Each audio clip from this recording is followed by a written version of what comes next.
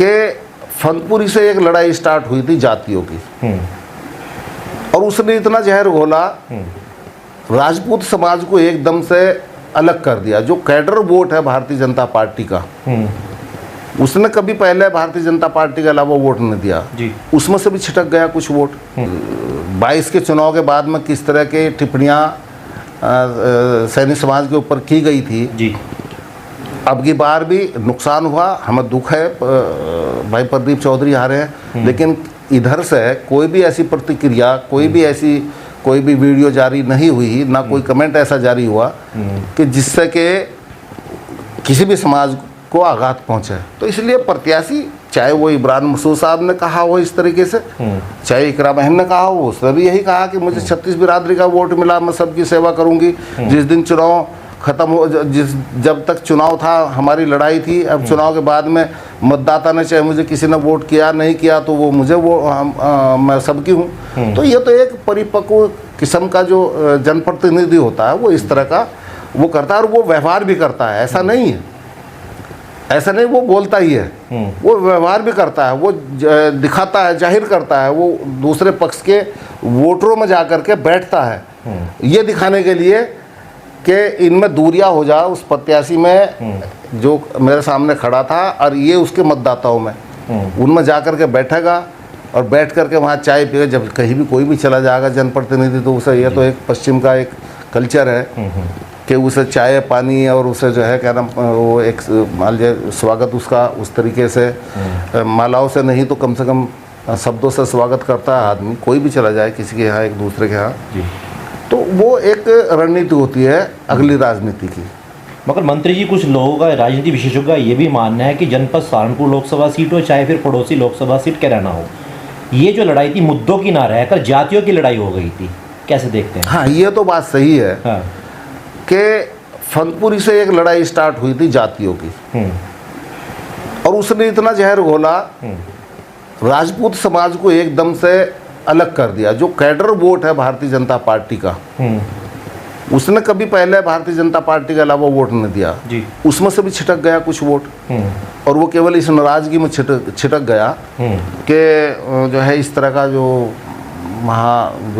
अपने प्रवचन बच्चों ने किए थे उल्टे सीधे, समाज को भड़काने के लिए, समाज को अपमानित करने के लिए, उसका दुष्प्रभाव पड़ा है, और एक दूरियां हुई।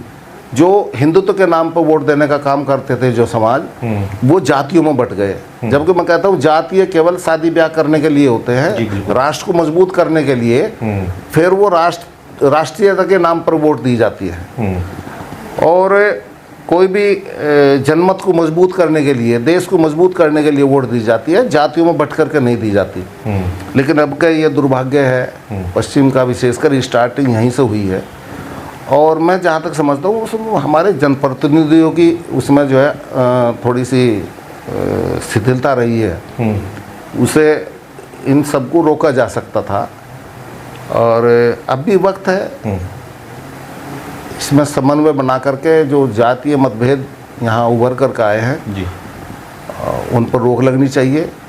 इससे केवल सहारनपुर या कैराना में ही फर्क नहीं पड़ा, इससे पूरे उत्तर प्रदेश में इसका नुकसान हुआ है। फिर पूरे उत्तर प्रदेश में अलग अलग बैठकें हुई, अलग अलग ज़िलों में। यहाँ भी 7 अप्रैल को बैठक हुई ननौते में जी, और ननौते में बैठक ने रूप, जहाँ एक प्रत्याशी के खिलाफ अगर वो बैठक हो रही थी तो उसने फिर रूप धारण कर लिया पूरी भारतीय जनता पार्टी के खिलाफ। चलिए, ये तो सहारनपुर लोकसभा सीट की बात रही, आपकी कैराना लोकसभा सीट की बात कर लेता हूँ। वहाँ पर तमाम ऐसी चर्चाएं हैं कि जहाँ से पूर्व मंत्री रह चुके हैं, नकुड़ विधानसभा आपकी 20 साल का आपका कार्यकाल रहा है, हालांकि अभी भी आप वहाँ पर लगातार जाते रहते हैं, कि कुछ जो आपके समय पर जो कार्यकाल किए गए थे, जो पत्थर थे वो पत्थर तोड़े गए, और आपको ऊपर तमाम ऐसी कमेंट की गई, शायद मैं कैमरे पे नहीं बोल सकता, उसको लेकर भी सैनिक समाज के अंदर एक नाराज़गी थी, और आपसे जुड़े समर्थकों में भी काफ़ी नाराज़गी थी। देखिए, मैं तो पहले ही कह चुका हूँ कि कुछ समय से ऐसे जातीय मतभेद पैदा किए जा रहे हैं जो वो पार्टी के लिए भी, समाज के लिए भी, प्रदेश और देश के लिए भी नुकसानदेह हैं। हुआ वो, उसका रिएक्शन हुआ, उसका नुकसान हुआ, उसमें सुधार हो सकता था। हमारे जनप्रतिनिधि कोई ना कोई मीटिंग बुला करके या सोशल मीडिया के माध्यम से, आप लोगों के माध्यम से उस पर रोक लगा सकते थे। अगर रोक भी नहीं तो मरहम तो लगा ही सकते थे कि भाई इस तरह की हरकत ठीक नहीं है। अब आप देखिए कि 22 के चुनाव के बाद में किस तरह के टिप्पणियाँ सैनिक समाज के ऊपर की गई थी जी। अब की बार भी नुकसान हुआ, हमें दुख है, भाई प्रदीप चौधरी हारे हैं, लेकिन इधर से कोई भी ऐसी प्रतिक्रिया, कोई भी वीडियो जारी नहीं हुई, ना कोई कमेंट ऐसा जारी हुआ कि जिससे कि किसी भी समाज को आघात पहुंचे। तो क्या कभी आपने सांसद प्रदीप चौधरी ने आपसे संपर्क साधने की कोशिश नहीं करी? मुकेश चौधरी जो आपके प्रतिद्वंदी थे 2022 में, अब तो एक ही पार्टी में शामिल हैं आप लोग, या किरत सिंह की बात करें तो कभी तीनों ने आपसे संपर्क बनाने की कोशिश नहीं करी इन दिनों में? नहीं, इस चुनाव टाइम में जी नहीं, हमारी बात होती रहती है प्रदीप जी से भी, उनसे क्या नाम, किरत चौधरी जी से भी जी बात होती रहती थी। और मैं घर बैठे हुए भी समर्थन तो अपनी अंदरूनी दे ही रहा था इनको, बिल्कुल, क्योंकि बात हो गई थी। किन्हीं कारणों से लेट हुआ वापसी होना, तो कोई बात नहीं, अब आगे के लिए तैयारी करेंगे।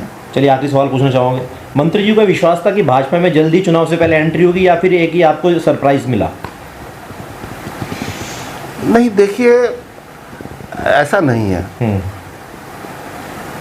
ना इसे सरप्राइज कह सकते हैं, ना किसी से कोई उम्मीद कह सकते हैं जी। ये तो सही है कि जब मैं खतौली जा रहा था, मेरी इच्छा थी भारतीय जनता पार्टी में कि वापसी करूं जी। किन्हीं कारणों से वो वापसी रुक गई थी। जब से मैं निष्क्रिय था, किसी दल में नहीं था, और कार्यकर्ता यही कहते कि जब